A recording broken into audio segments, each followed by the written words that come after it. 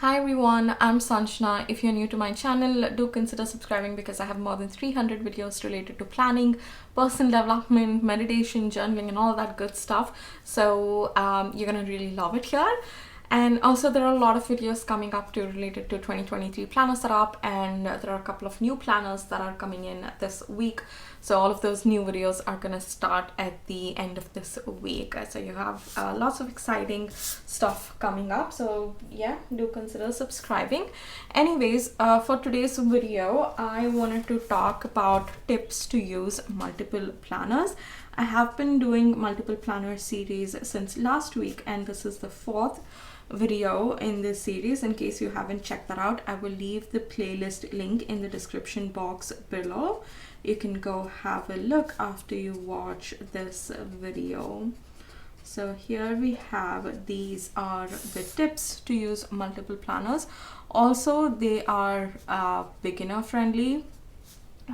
I think these tips would be applicable to people who haven't used multiple planners at all, and also to people who have been using and are looking to reevaluate your system and just have a really nice setup for 2023. Okay, so let's get started with our first tip. So the first tip that I share here is start with just 2 to 4 planners. And I feel like this number really helps you cover the essential list. If you have never used multiple planners, then just start with 2. 2, I feel, should be like a nice balance.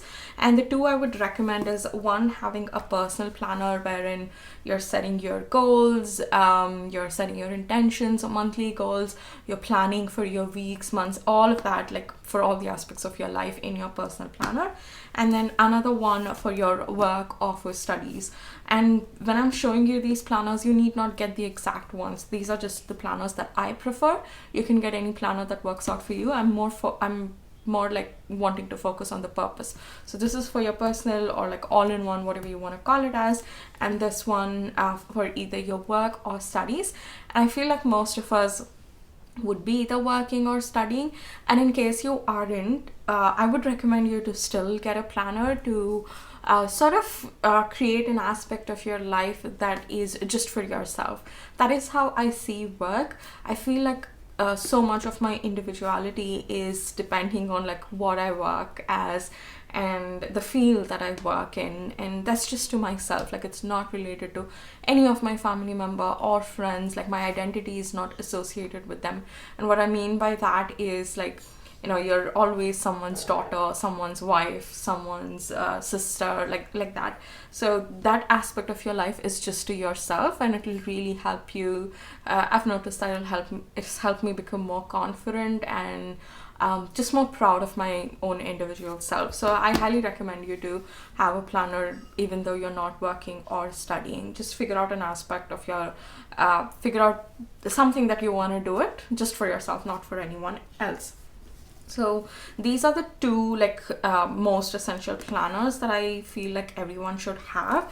And in case you already have these 2 and you're looking to step up your game by using multiple planners, I'd suggest you to add either 1 or 2. I think 4 is like the magical number based on my experience. And the third one, actually, I would recommend is to use it as a journal. I have been journaling since 2020, so I'm like, oh my god, I'm 3 years into journaling, and this is actually consistent journaling. I just really love it. I feel like it's added a lot of value in my life. If you want me to do a separate video on that, let me know. There's a lot to talk about it. Anyways, I've been journaling in regular notebooks. In 2022, I started using the Botanical Story planner for journaling, and this one just has a few lines every day. I found that to be really good, especially for someone who's starting out with journaling too. You really have no reason to like ignore, because it hardly takes you like 5 minutes to journal, and I think it's a really good practice, and it impacts a lot. It adds a lot of value in your life. So 5 minutes a day sounds doable, and I really like to use a planner for that, because you can see the days on which you have missed, and in case you've missed 3 days or like 4 days, you're like, okay, I'm missing a lot of days now, probably I need to like pay a little bit of attention to this planner and get back into it.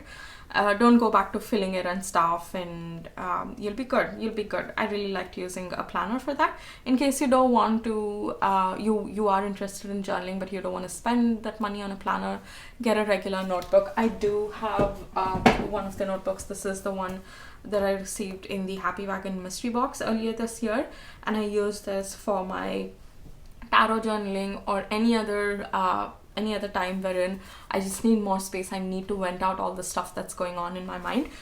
This comes really handy, so you can use that too, not a problem. But in case you want to try new planners, then this is a really good purpose. Then another purpose that I want to share about is for your wellness, and this can be focused on either your physical wellness or mental wellness, or both, depending on what you need to focus on. For now, I think, touch wood, mentally I feel like I'm at a really good place, so I'm focusing more on my physical health.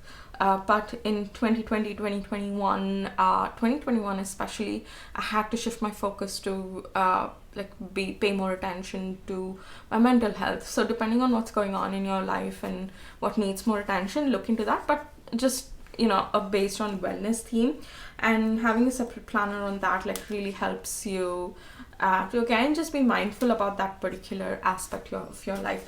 So I feel like these 4 purposes are like the essential list for which you can keep planners for. And yeah, start with 2 in case you find the other 4, all the 4, overwhelming. And in case you want to try more planners, then I suggest these 4 would be the best options. So the second tip that I want to share with you guys is to use it for the areas of your life that you want to focus on. These 4 purposes that I shared with you I feel like those are the main aspects of my life that I want to focus on, but it might not be the same for you. So try to think of an area of your life that really needs a lot of attention, probably for this upcoming year, and then associate a planner for that particular purpose.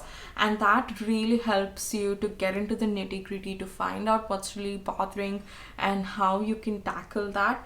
In the past, with my work, I have struggled a little bit in my previous job. I've noticed that it just completely took over my life, and there was no balance at all.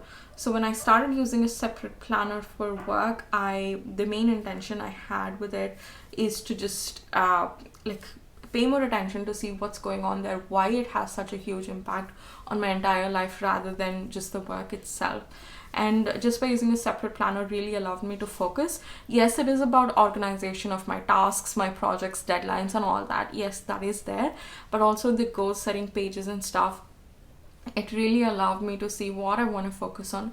Those goals might not be related to the job that I'm doing, but it's related to my career and what I want to focus on. So it really helps you to pay attention to certain parts that you might have ignored when you're setting surface level goals in your main planner. So that's the reason I recommend you to have planners for the areas of your life that really need some attention in that particular year. So the third tip that I want to share with you guys is to create a routine and schedule for using your planners.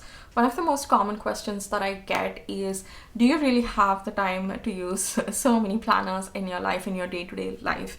And I feel like having a schedule really helps.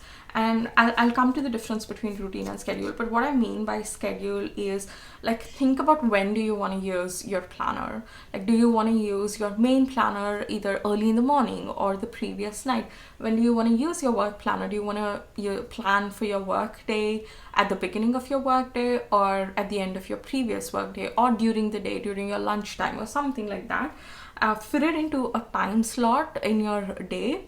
For example, journaling, I do it in the night, night right before I go to bed. That's the schedule for my journaling.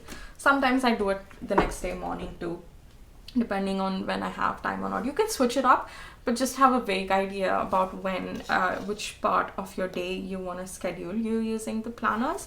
And then what I mean by creating a routine is attach it to some other task that you have already been doing. So when I started using planners, I attached my main planner, the first like personal planner. What I started doing was I used to do yoga in the morning, and I'm like, okay, as soon as I finish my yoga practice, I'm gonna come and plan. So trying to like make it part of your daily routine, either your morning routine, night routine, or work too. I used to like go through my emails as soon as I log in, and that's when I started using like a notebook as a planner before, like earlier, as to write down my tasks for the day, any deadlines that I want to do, any meetings that I'll have. I started making a note of all that. So like make it a part of your daily routine and try to keep it simple and enjoyable.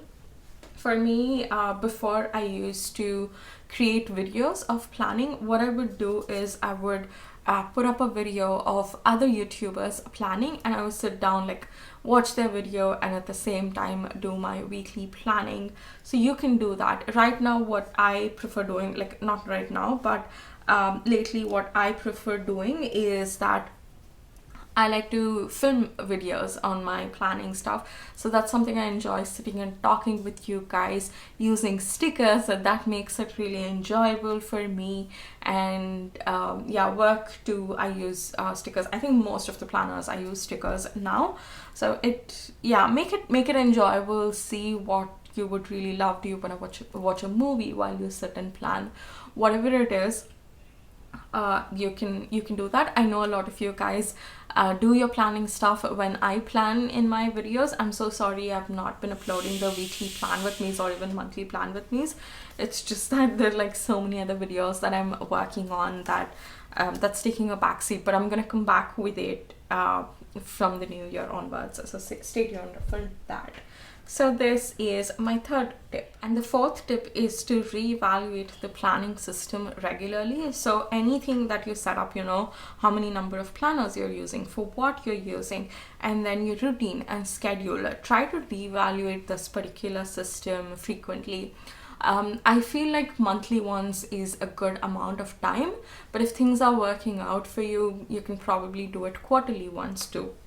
But I feel monthly ones, just make it a point, you know, when you sit down to do your monthly review or your next month's planning, just think about, okay, are all the planners working? Do I need to switch anything? Even if the planners are working fine, do I need to switch up my schedule a little bit? Do I want to, instead of watching a movie while I'm planning, do I want to do something else? Do I want to have a planner friend wherein you're meeting with a friend of yours and you both sit together to plan? So just try to reevaluate it regularly. I feel monthly ones is a really good time. Weekly ones would be like too quick because some weeks might not work because of some other reason that might be temporary, and it'll be fine. Monthly ones, it's long enough that you have given yourself the time to really get into this routine and schedule, but also it is pretty quick, wherein if something is not working out, you can easily switch it up. So monthly ones is a pretty good time for you to reevaluate your planning system. The fifth tip is to be easy on yourself. See, in the beginning of the year, you would have set up these intentions. You're like, okay, 4 planners I want to use, or 5 planners I want to use, and these are the areas for which I want to use the planners for. You have been intentional. You're coming from a good place. So do not bash yourself for being that mindful and taking the decisions from a good place in your heart. Try to be easy on yourself. In case things are not working out, it's okay. Like, you know, you need not use your planners every single day. For example, work planner, I do not open it during the weekends at all, and that's totally fine. And my main planner too, there are weeks where I do not use my planners at all, and sometimes during the weekends there are weekends wherein I don't use my planner, and some weekends I feel like I need more space because of some things that are going on that particular day. So it really depends on what's going on in your life. Try to be easy on yourself. It's okay, you can always pick it up. One thing that I recommend in this particular tip itself, do not try and go back to fill up empty spaces. I think that creates a lot of chaos, and it's just as unnecessary pressure for you to keep up with it. It's okay, it's your life. This year, in the middle of the year, there were just a few things going on in my life, and I could not use my planner at all. So there have been, I think, 2 to almost 3 months I haven't even touched my planner. and that's fine. I've not gone back to fill it up. It is totally fine, so don't worry about it. You need not use the planners every single time. Just think about the reason why you're not using it. You know, is it because you're not liking the planner, or is it because your life has gotten so busy? If in case there's something else going on in your life and you're like, no, planner is the last thing that I want to think about, probably think like, okay, this month I'm not going to use the planner, let me reflect on it next month. So give yourself that break and that permission to not use these planners. Sometimes we might think that we've spent so much money, if we're not using it, we're not really getting value out of it. But the whole point of planners is to make your life easier. If it's complicating your life, then it's not the right thing to do.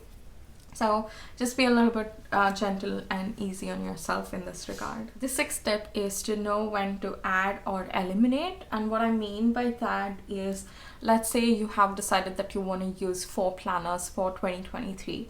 Whenever you're doing your like reevaluating your planning system, let's say every month, in case something is not working out, know when to eliminate that out of your life. Sometimes it might not be working out because it's just not the right planner, the layout is not proper, it's just not working out for you. It's not necessarily the intention or the purpose that you've attached to. For example, let's say for wellness, now I buy the Alicia Souza planner thinking that it's going to work out really well for me, but something about this layout, the way the weeks are set out or something, is just not right. So probably you need another planner for that, rather than completely eliminating the system out of it. Or if, you know, in your person, or journaling, let's say journaling, you've been really enjoying journaling, but you notice that that space isn't enough, but you want to journal, or you find out that journaling is just not for you at all. So just know when to eliminate. And sometimes, you know, you'll start a new project in your life. You want to start your side, I don't like to use the word, but you want to start your side hustle, so you want a planner for that. Just know when to do it. And that's why in the first video in this series I shared best practices when you're thinking about multiple planners. And one of the best practices is to have a combination of like price ranges, different price ranges, as well as dated and undated planners when you are picking multiple ones. So in case you have some undated planners that's not working out, you can stop it right there and you can pick it up anytime in the future, because then it's undated and it will not really get wasted. So just try to see like this reevaluate, when you're reevaluating, think about like, is it really working for you? Do you need a break? Or do you need to completely eliminate out of your life? Or do you need another planner for something else in your life? You can always do it. Like the intentions that you set in the beginning of the year aren't set in stone. Like you can change things up. So yeah, I hope that these tips kind of help you when you're thinking about having multiple planners for 2023 or for any other year if you're watching this in the future. If you have any other questions related to multiple planners, do let me know in the comments. And yeah, and also if you have any other video requests, I'm getting a really good video requests from you guys, so I'm excited to get started on those videos. I think the most exciting video that I'm looking forward to is the huge 2023 planner haul. I'm really excited to film that, and also get a lot of planners from new brands that I have ordered this year. I'm really excited for that. And yeah, let me know what's going on in your life. Did you get all of your planners? Which one do you like the most? I'd be really interested to know. So yeah, I think I'll leave you guys on that note. Thank you so much for watching. If you really liked or enjoyed watching this, please give it a thumbs up, and another reminder to subscribe if you haven't already, and I'll see you in my next one. Bye guys.